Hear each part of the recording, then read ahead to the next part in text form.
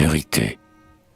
Jules, heureux compagnon, dont le style au beau jour ne respirait que joie et que folles amours. Sais-tu que maintenant ta prose, ou mon artiste, exhale un son nouveau qui m'étonne et m'attriste? Tu vois devant tes pas s'accourcir l'horizon. Tu ne sais quelle brume alourdit ta raison. Tu ne recherches plus le bruit, l'éclat, les fêtes. Soldat, tu fuis la guerre, et marin, les tempêtes.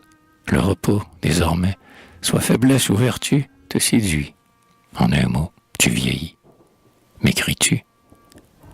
C'est un rude mal, Jules, que j'ai pu connaître. Moi, ton aîné d'un jour au mois, qui nous vit naître. Que faire? Reprends-tu? Quel remède puissant opposé aux assauts de cet ennui croissant?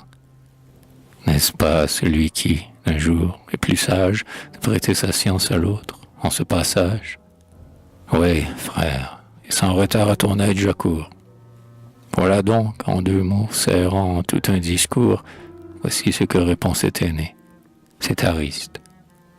Le remède est au champ, si le remède existe. L'ennui que tu ressens, tu sais s'il fut le mien. Quiconque en ait pris la ville ne voit rien. Elle a trop de fracas, de rumeurs, de folie, pour l'âme qui, plus mûre, à la fin se replie. Il est triste d'y voir arriver comme un flux de passants, de voisins que l'on ne connaît plus. Les premiers sont partis, laissant leur place vide à ces nouveaux venus qui se pressent à vide. Il faut, bon gré mal gré, devant eux se ranger. D'ailleurs, à tout ce monde, on se sent étranger. Quelle est-elle en sa fleur opulente et vermeille, cette reine des balles dont chacun s'émerveille? Est-ce un oiseau du Nord, de passage entre nous? Hélas, tu l'asseyais enfant sur tes genoux. C'est la petite Annette, à ce point grande et belle.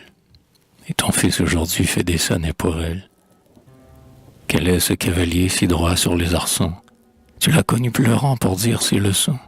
Plus haut que toi du front, quel est ce beau jeune homme? C'est ton propre neveu qu'il faut que l'on te nomme.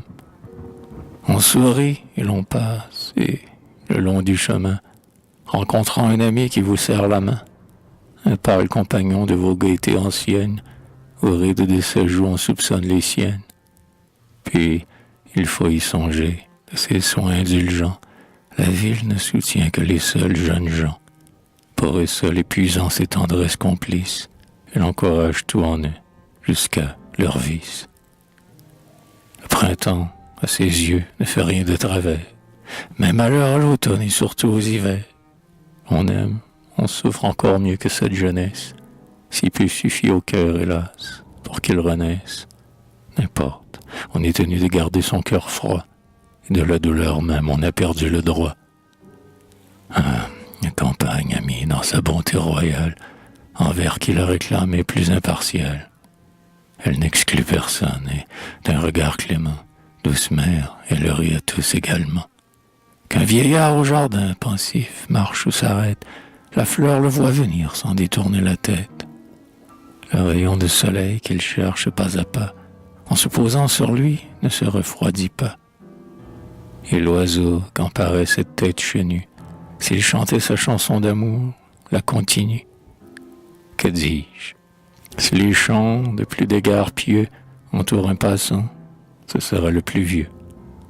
Les chênes toujours verts, témoins de bons présages, semblent le saluer de leurs bras chargés d'âge. Un vieux mur, un vieux toit, couvert de brins fleuris, lui parle de printemps, même dans ses débris. Il rêve au Dieu clément, et partout le rencontre. La ville cache Dieu, la campagne le montre. Il est dans cette fleur, il est dans ce granit, il est dans le rayon qui descend sur ce nid. Il est dans le froment que sa main nous découpe, et jusque dans le vin dont il emplit ma coupe.